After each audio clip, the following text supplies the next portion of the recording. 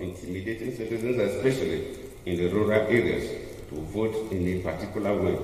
The mission could not verify the allegations. However, interactions with the Zimbabwe Republic Police confirmed the existence of such groups. The role of civil society organizations. The mission appreciates the role of civil society organizations and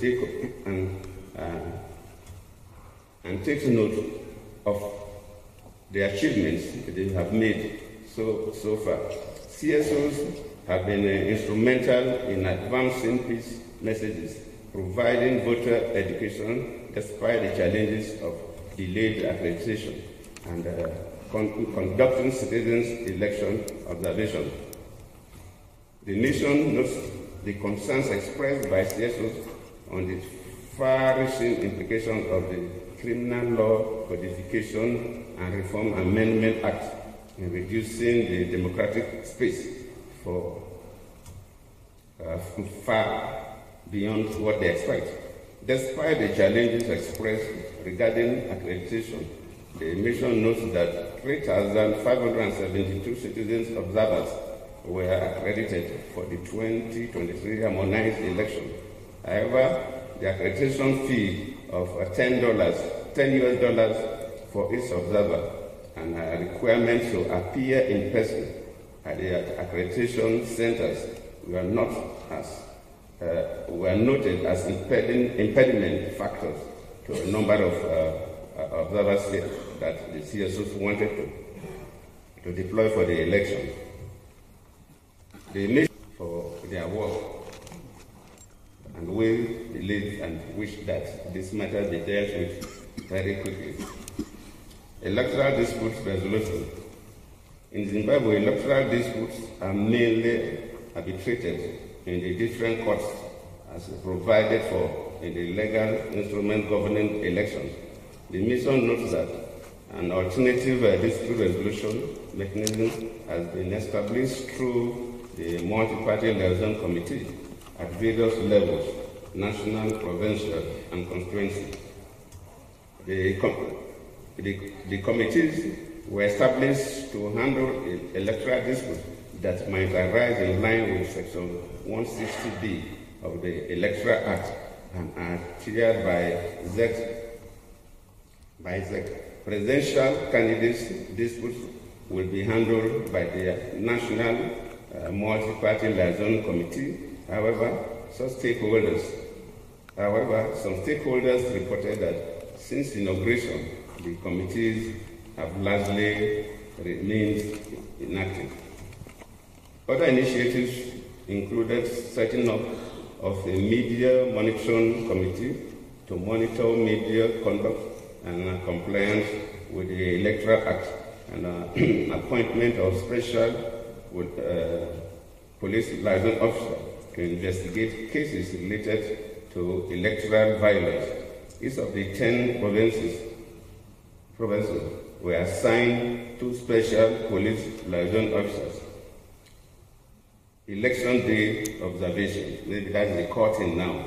What happens on the 23rd to /24th? The AU Commercial Electoral Observation Mission deployed 33 short-term observer teams in the 10 provinces across the country where they observed opening, voting, closing, and counting procedures on the 23rd of August 2023. This statement also reflects preliminary findings made by observers teams in selected wards where voting was extended till 24th August 2023. The mission visited a total of 566 polling stations, of which 75% as 424 were in urban and 25% 142 in rural areas. The polling atmosphere. The AU commercial team noted that the atmosphere on election day was generally peaceful and calm, with no incidents of violence witnessed, although long queues were observed up to the mid-afternoon of that day of the voting. They were largely orderly, except in a few isolated cases where the crowd became a bit agitated because of the delay in the opening of polling stations, particularly in Harare and Bulawayo areas. Report within 2 months. The AU commercial team commends the people of Zimbabwe for their patience, resilience, and commitment to express their will at the polls. As the country awaits the announcement of results by ZEC, the mission urges all stakeholders to remain committed to the rule of law and democratic principles until the conclusion of the process. The mission further encourages any aggrieved party to use legally established channels to seek redress. Recommendation. Based on the findings, the mission offers the following preliminary recommendations for consideration in improving future election processes in the country. Recommendations to the government. A. Expedite the resolution of the emerging issues relating to the arrest and detention of some civil society actors within the merit of the law. B. Exempt local observers from paying accreditation fee in line with the international best practice. C. Review the legal framework to increase representation of persons living with disability in elective positions.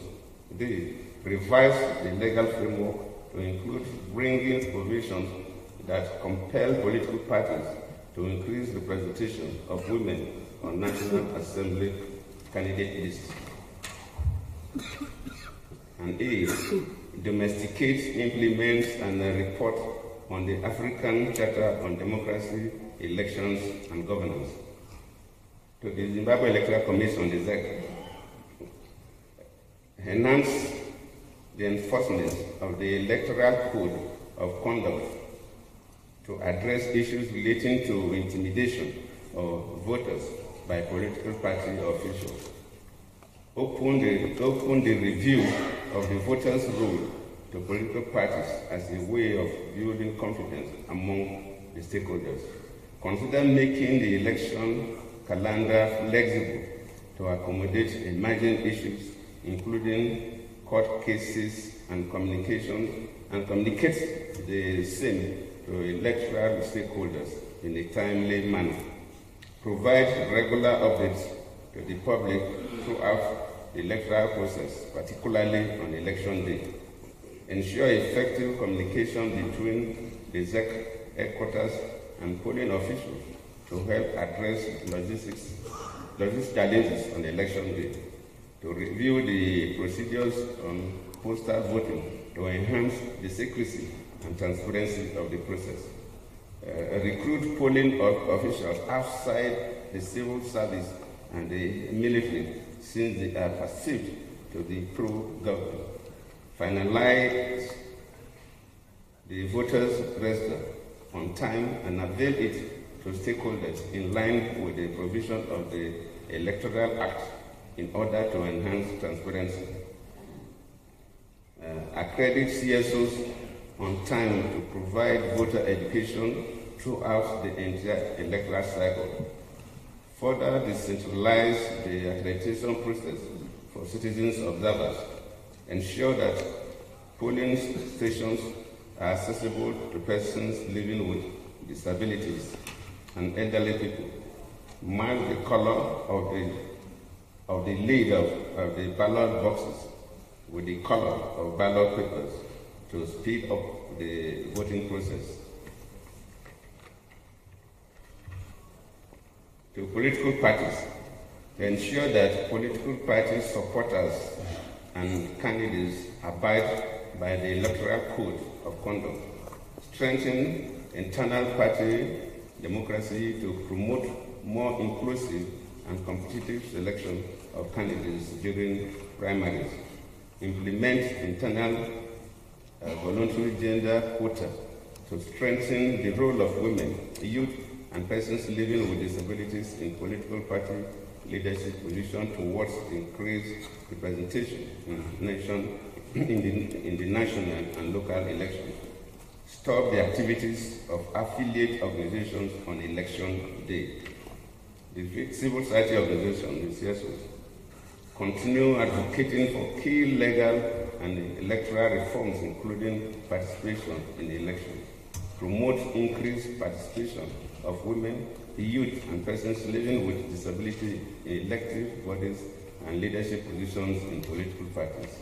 Further promote transparency and accountability in the management of the electoral process to deepen democratic credentials of Zimbabwe. Issued